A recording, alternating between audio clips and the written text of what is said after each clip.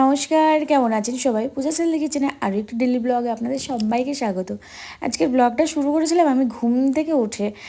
আজকে আমরা কি অবস্থাতে ঘরের ভেতরে শুয়েছিলাম সেটাই আপনাদের সাথে শেয়ার করছি। তো রাতটা তো কোনো রকমভাবে কেটে গেছে, এখন সকাল হয়ে গেছে। দেখুন আমাদের এই যে ঘরটা, এখানে পুরো জিনিসপত্র এলোমেলো। আর কালকে অনেক রাত্রি পর্যন্ত আমাদের ঘরে কাজ চলেছে, ফার্নিচারের কাজ চলছে, সেই কারণে সমস্ত কিছু এলোমেলো হয়ে আছে।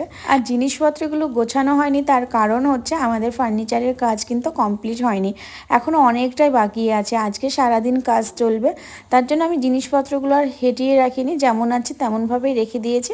আজকে ঘুম থেকে উঠেছে, তারপরে ফার্নিচারের যারা কাজ করছিল সবাই চলে এসেছে, আবার ওই অবস্থাতে কাজটা করবে। মেঝেতে যেই ব্ল্যাঙ্কেটটা ছিল ওটা হচ্ছে অরিওর জন্য একটা আলাদা ছোট বেড আছে, ওর হচ্ছে একটা গদি আছে, সেখানে কিন্তু ও শুবে না। মাঝের মধ্যে উঠে ও একটু এদিক ওদিক শুয়ে পড়ে, তার জন্য ওই ব্ল্যাঙ্কেটটা পেতে রেখেছিলাম। আর আমি কয়েকটা অ্যাকোরিয়াম নিয়েছি, ছোট্ট ছোট্ট। করিমপুরে কিছুদিন ধরে অনেকেই আসছে, বাইরে থেকে আসছে মাছ বিক্রি করার জন্য। তো তারা খুবই ছোট্ট ছোট্ট অ্যাকোরিয়াম বিক্রি করছে খুবই অল্প টাকায়, সেখানে দুটো মাছ থাকে আর একটা ছোট্ট অ্যাকোরিয়াম থাকে। আর মাছগুলো এতটাই ভালো লাগছিল, আমি একটা নিয়েছি। আর এটা কিন্তু অনেকটা বড়, যেটা এখন দেখতে পাচ্ছেন এটা কিন্তু অনেক বড়। আর আমার আগেকার একটা আছে, সব সমেত মিলে আমার 3টে অ্যাকোরিয়াম হয়ে গেল, ছোট ছোট যদিও। বড়গুলো নিই, তার কারণ পরিষ্কার করতে পারবো না, এমনিতেই কিন্তু আমি ভীষণ ব্যস্ত থাকি, তারপরে অ্যাকোরিয়াম পরিষ্কার করতে, তাদের মেনটেন করতে আমি পারবো না, সেই কারণে ছোট ছোটোগুলো নিয়েছি। আর মাছগুলো আমি আলাদাভাবে কিনে নিয়েছি। তো কেমন লাগছে জানিও তো। ঘুম থেকে উঠে সানা ফার্স্টে মাছগুলোকে খাবার দিয়ে দিল, মাছগুলোকেও ভীষণ ভালোবাসে। তারপরে এখন ঘরেও এসেছে আমাকে হেল্প করার জন্য। আমি যখন কোনো কাজ করি, আমাকে অন্য কেউ হেল্প না করলেও সানা কিন্তু আমাকে অনেক হেল্প করে। ও ছোট ছোট কাজগুলো বেশ ভালোই পারে, আর ওর ছোটো ছোটো হাতের কাজগুলো দেখতে আমার বেশ ভালো লাগে। এদিকে একটা পার্সেল আসে, কিন্তু পার্সেলটা কে অর্ডার করেছে আমি জানি না, আমার ছেলে অর্ডার করেছে। ফার্স্টে আমি তো ঘাবড়ে গিয়েছিলাম যে আমি তো অর্ডার করিনি, আর ছেলে এখন বড় হয়ে গেছে, ও নিজে থেকেই অর্ডার করতে শিখে গেছে। তো এখানে অনেকগুলো মার্কার ছিল, সেগুলো নিয়ে এসেছে।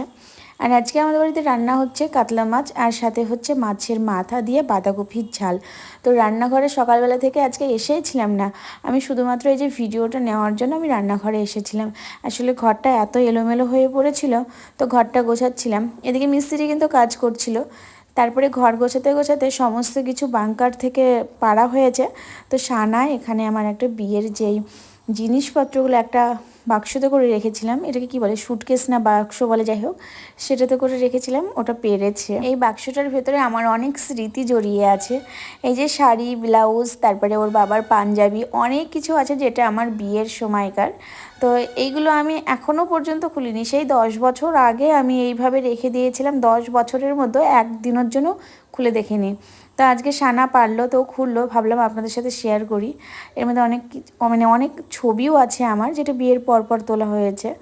তো এই যে শাড়িটা, এর মধ্যে যেই বেঁধে দিয়েছিল, কি বলে, গাঁট বাঁধা না কি বলে বিয়ের সময়, সেই অবস্থাতেই আমি শাড়িটা ভাঁজ করে এর ভেতরে রেখে দিয়েছি। তারপরে এই যে বিয়ের কার্ড, 10 বছর আগে বিয়ে হয়ে গেছে, আর সেই স্মৃতিগুলো এখনও রেখে দিয়েছি। তারপরে ছোট্ট ছোট কানের আছে।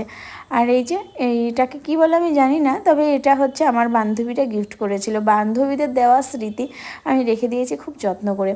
তারপরে এর মধ্যে ওর বাবার পাঞ্জাবি আছে, আর এই তুলিটা দিয়ে আমাকে বউ সাজানো হয়েছিল। এটা শ্বশুর বাড়িতে বউ সাজানো হয়েছিল, বাবার বাড়িতে তো কিছু সাজানোই হয়েছিল না। তারপরে যে মাথায় দেওয়ার ক্লিপ, ওড়না, তারপরে এখানে আরও অনেক কিছু আছে, ছোট্ট ছোট্ট কানের আছে, যেগুলো আমার আইবড়োতে বিয়ের আগে আমার ভীষণ ভালো লাগতো। আর এই যে কানেরটা আমি অনেক পরেছি, তো কিছু স্মৃতি হিসেবে রেখে দিয়েছি। এখন মেয়ে দেখে সেগুলো তো পরবো করছে। আমার খুব ভালো লাগছে যে আমার যে ক্লিপগুলো আছে, কানেরগুলো আছে, সেগুলো আমার মেয়ে পরছে, আমার ভীষণ ভালো লাগছে। এগুলো কিন্তু অনেক আগেকার, বিয়ের অনেক আগেকার এই কানের ক্লিপগুলো। বিয়ের এই কার্ডটা হচ্ছে আমার বাবার বাড়ির, তো সেখান থেকে আমি একটা কার্ড আমি রেখে দিয়েছিলাম, প্রথম থেকেই ভেবে রেখেছিলাম একটা কার্ড আমি রেখে দেবো স্মৃতি হিসাবে। তো এই কার্ডটা রেখে দিয়েছিলাম। আর শ্বশুরবাড়ির কার্ড আমি পেয়েছিলাম না, বিয়ে হওয়ার আগেই তো সবাইকে দিয়ে দিয়েছিল, তার জন্য কার্ডটা আমি আর দেখতে পাইনি। তো সমস্ত কিছু আবার গুছিয়ে রেখে দিলাম। আমাদের ঘর গোছানোটা মোটামুটি হয়ে এসেছে। তারপরে সন্ধ্যার দিকে, সন্ধ্যা না ঠিক বিকেলের দিকে, আমরা এই যে স্টার ফল, যেটাকে কামরাঙা বলে, সেটা সবাই মিলে মাখিয়ে নিয়ে এসেছিলাম বাজার থেকে। বাজারে গিয়েছিলাম একটু, ওখান থেকে নিয়ে এসেছিলাম, তো এখন সবাই মিলে খাচ্ছি, আর এটা খেতে বেশ ভালো লাগে। তারপরে ঘরটা গোছানোর পর এখন বের করেছি শাড়িগুলো। এর আগে আমি অনেকগুলো ব্লগে আমি বলেছি ইঁদুরের কেমন অত্যাচার, আর দেখিয়েওছি ইঁদুর কেটে সমস্ত কিছু শেষ করে দিচ্ছে। তো এখন তার জন্য আমি সমস্ত কিছু নতুন করে আবার ফার্নিচার তৈরি করলাম। তো এখানে আমি শাড়িগুলো গুছিয়ে রাখছি। ফার্স্টে যেই লাল শাড়িগুলো সেইগুলো মানে কালার হিসাবে আমি গুছিয়ে রেখেছিলাম, লাল, তারপরে সাদা, কালো।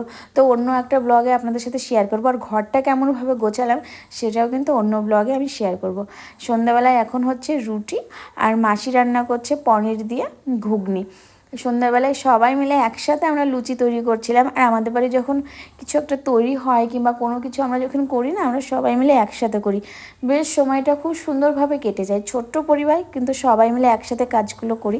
আর এই কড়াইটা দেখে কেউ কিন্তু খারাপ কমেন্ট করো না, কারণ এই কড়াইটা আমার বহু পুরনো, মানে আমার বিয়ে যখন হয় তখনকার এই কড়াইটা। এখন এরকম কালো হয়ে গেছে, তবে পুরনো জিনিস ফেলতে ইচ্ছা করে না, তার জন্য আর ফেলা হয়নি। তাছাড়াও অনেক কড়াই আছে, সময়তে এটা কাজে লাগে যখন এদিক ওদিক অন্য কড়াইগুলো রান্না হয়। আর এই যে লাল লাল একদম মটর দিয়ে ঘুগনি, পনির মটরের ঘুগনির তরকারিটা দারুণ টেস্টি হয়েছিল। মাসি বানিয়েছিল, মাসি এমনিতেই খাবার খুব সুন্দর বানায়।